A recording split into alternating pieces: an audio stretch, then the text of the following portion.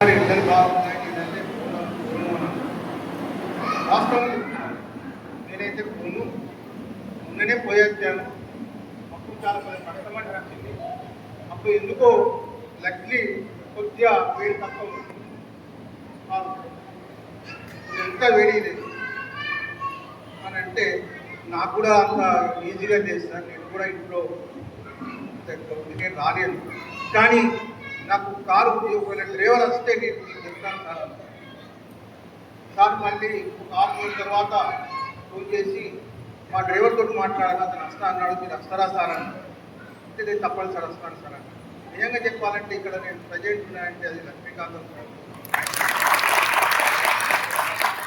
ఇంకొక విషయం కూడా చెప్తున్నాను, మీరు మాకు 13 ఏళ్ళు 16 ఏళ్ళ తర్వాత కలిసాము. నేను కూడా కొంతమంది మిత్రులను ముఖ్యంగా చంద్రశేఖర్ సార్ను, లక్ష్మీకాంతం సార్ను, శివశంకర్ను, రవీందర్ సార్ను, రవీంద్రనాథ్ సార్ను మళ్ళీ అదే సమయంలో కలుస్తుంది. అన్ని సంవత్సరాల తర్వాత కలిసాను. ఎందుకంటే నేను లక్ష్మీపూర్ నుంచి వెళ్ళిన తర్వాత వాళ్ళు ఎప్పుడు కలవలేదు.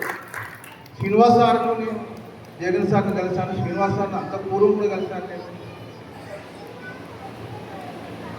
నేను ఏం మాట్లాడాలని నాకు అంత అర్థమవుతలేదు. వాస్తవానికి చాలా సంతోషం. బాధ ఒకవైపు నాకు శరీరం సహకరించకుండా మీ అందరి ముందట ఈ విధంగా ఇచ్చిన వరకు నేను మళ్ళీ ఒక 20 ఏళ్ల కింద ఎంత యువకులు ఉన్నానో అంత ఎవరున్నా అంటే ఒక సామెత, సంతోషమే సగం బలం. నాకు ఆ సంతోషము నాకు బలాన్ని. ఒక కార్యక్రమం చేయాలంటే చాలా కష్టం. నేను దీన్ని నిర్వహించినటువంటి ఈ 2009-10 బ్యాచ్ ప్రతి ఒక్కరికి కూడా నేను అభినందనలు తెలిపాను. ఎందుకంటే నేను ఎక్కువ ఏం చెప్పాను, శ్రీనివాస్ గారు చెప్పారు, జగన్ సార్ చెప్పారు, శివశంకర్ సార్ చెప్పారు, లక్ష్మీకాంతం సార్ చెప్పారు, చంద్రశేఖర్ సార్ చెప్పారు. ప్రతి ఒక్కరూ మీరు ఎట్లా ఉండాలి, ఏ విధంగా బతకాలి, ఏ విధంగా మనం ముందుకు పోవాలి. నేను ఒక చిన్న విషయం ఉదాహరణ చెప్తాను. రీసెంట్లీ మే 29 నాకు ఒక కోరిక బాగా ఉండేది. గత ఒక 3-4 ఏళ్ల సంది నాకు ఒక కోరిక బాగా ఉండేది. ఒక్కసారన్నా డాక్టర్ అబ్దుల్ కలాం గారి యొక్క నివాసానికి వెళ్ళాలని. ఎందుకంటే నాకు తెలిసినటువంటి నాయకులలో అంత సామాన్యంగా జీవించి అంత పై స్థాయిలో తన సర్వస్వాన్ని అర్పించినటువంటి ఏ నాయకుడు లేడు, ఒక డాక్టర్ అబ్దుల్ కలాం గారు. వారి గృహాన్ని సైన్యం చూడాలి. అది రామేశ్వరంలో ఉంటుంది. నేను మా పెద్ద కుమారుడు డాడీ యొక్క సెలవులలో ఎక్కడన్నా టూర్ ప్లాన్ చేసుకున్నా పోదాం అంటే ఎండలు ఉన్నాయి నాన్న, ఏం పోతామంటే లేదు మీకు ఎక్కడ కూడా కష్టం కలగదు అని ఏర్పాటు చేస్తే నేను అన్నాను, నువ్వు ఏ టూర్కి ఏర్పాటు చేస్తున్నావు నాకు తెలియదు, మీరు ఏ దేవాలయంలో పోదాం అన్నీ చేద్దాం, కానీ నాకు ఒక దేవాలయం చూడాలన్నది, రామేశ్వరం పోవాలి, అక్కడ అబ్దుల్ కలాం గారి యొక్క ఇల్లును చూడాలని. కానీ ఆ ప్లేస్కి పోయిన తర్వాత అక్కడ చాలా బిజీ చిన్న ఇరుకైనటువంటి స్థితి రామేశ్వరం పోయిన తర్వాత అక్కడ అబ్దుల్ కలాం గారి యొక్క ఇల్లు చాలా పెంపు, అది ప్రభుత్వానికి ఇవ్వడం జరిగింది. అది మ్యూజియం కూడా ఏర్పాటు చేయడం జరిగింది. అక్కడ మన యొక్క వెహికల్ నిల్చునేందుకు స్థలం లేదు. అక్కడ నిల్చొని వరకు ఒక కిలోమీటర్ అంటే దాదాపుగా జాబ్తాపు నుంచి ఎంత దూరం అంటే కొంచెం ఎక్కువ ఉంటుంది. అంత దూరం నిలబెట్టారు. మరి అంత దూరం నిలబడుతుంది వెహికల్, మీరు ఈ ట్రాఫిక్లో నడవగలుగుతారా అని అడిగారని నాకు కుమారుడు. నడుస్తాను, ఎందుకంటే చూడాలని కుటుంబం ఉంది నాకు, నేను నడుస్తాను, నాకు నో ప్రాబ్లం, కిలోమీటర్గా 4 కిలోమీటర్లు నడుస్తాను అని ఆ యొక్క మ్యూజియం అందులో ఒకే ఒక్కటి ఆకర్షణీయమైనటువంటి విషయం ఏంటంటే అతని యొక్క సామాన్య జీవితానికి అర్థం పట్టే విషయం ఏంటంటే అతను 8th 9th క్లాస్ వేసుకున్నటువంటి నెక్కరు అండ్ షర్ట్ ఆ మ్యూజియంలో పెట్టడం జరిగింది. దానికి ఎన్ని ప్యాచ్లు ఉన్నాయంటే అన్ని ప్యాచ్లు ఉన్నాయి. అక్కడ ఇంకొక విషయం ఏంటంటే జస్ట్ ఇంత దూరంలోనే పద్మభూషణ్, పద్మశ్రీ, పద్మవిభూషణ్, భారతరత్న ఏదైతే పథకాలు ఉంటాయో వాటిని షో చేయడం జరిగింది. మనం ఎక్కడా కూడా చూడడం ఇవన్నీ. ఎందుకంటే ఒక వ్యక్తికి పద్మశ్రీ, పద్మభూషణ్, పద్మవిభూషణ్, భారతరత్న ఇవన్నీ ఇచ్చినటువంటి మహానుభావుడు అబ్దుల్ కలాం. ఆయన ఎంత సామాన్య జీవితం అంటే అతని అన్న అక్కడనే పక్కకు ఒక ఇల్లు ఉన్నది, అక్కడ పూల కొట్టు అతను. అంటే ఎంత కష్టపడి అతను పైకి వచ్చాడు. అతను ఉన్నత స్థాయికి ఒక సైంటిస్టు. అతను ఎంత కష్టపడితే ఆ స్థాయికి వచ్చాడో చెప్తుందంటే అది ఉదాహరణ. మనం కూడా జీవితంలో కష్టపడితే అంత స్థాయికి ఎదగదు. నేను ఎదుగుతానా అనేది కాదు, ఎదుగుతా అనేది ఉండాలి. అది ఉన్నప్పుడు తప్పనిసరిగా ఒక ఉదాహరణ.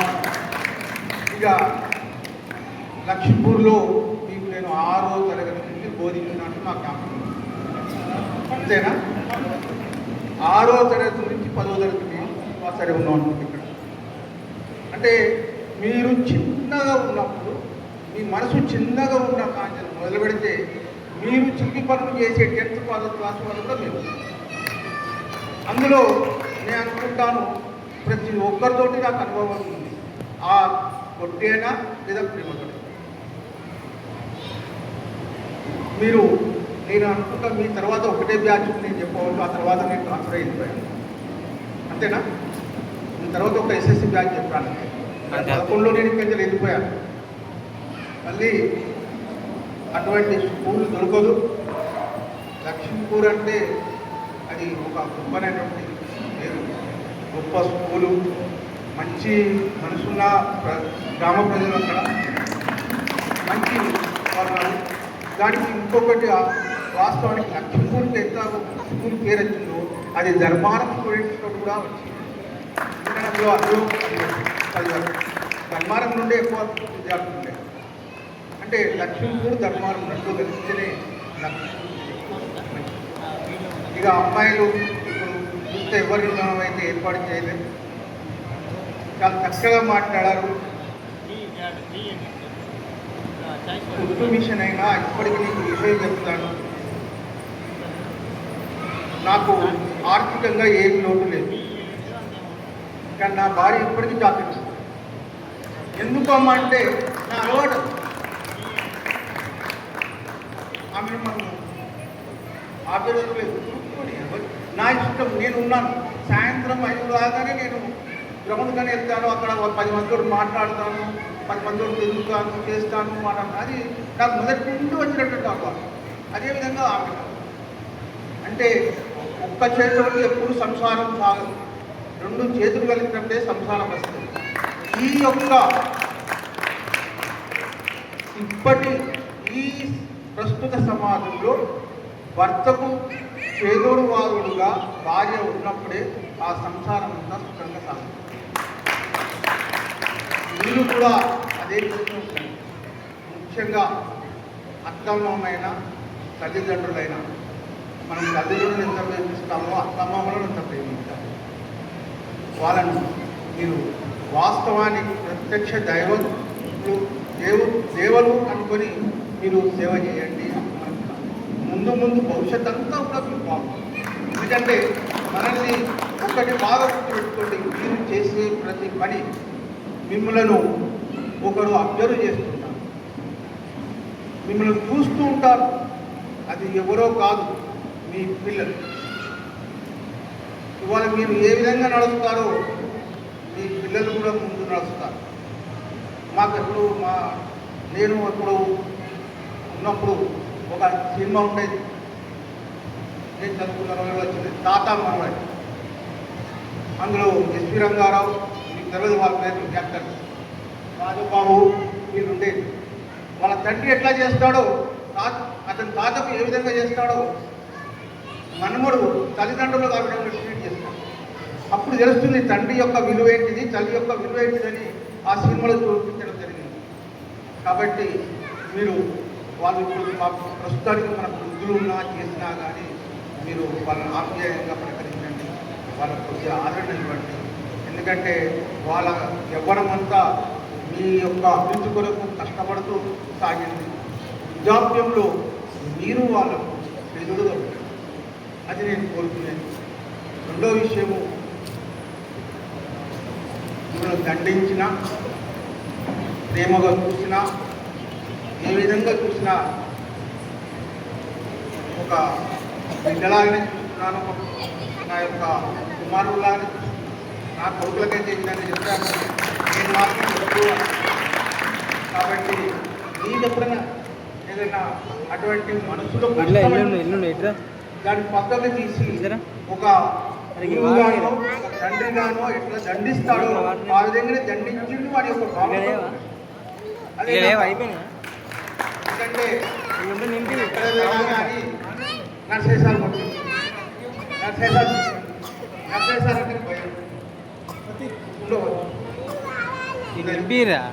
ఆ విధంగా కూడా నేను ఎప్పుడైతే ఎక్కువ దండించానో వాళ్ళే నాకు ఆత్మీయమైనటువంటి ప్రియమైన శిష్యుడుగా మాట్లాడు. నా కొరకు నేను ఏం చెప్తున్నాను, చాలా ఇవాళ నేను రావడం అది కాదు, మిమ్మల్ని చూసి సంతోషం. ఈ యొక్క ఏదైతే ఆత్మీయ సమ్మేళనం ఉందో నిర్వహించిన ప్రతి విద్యార్థులు ఆత్మీయులు, ప్రతి వారికి, అమ్మాయిలకు అబ్బాయిలకు మరియు అందరికీ కూడా నేను నా మనసారా అభినందన తెలియజేస్తున్నాను.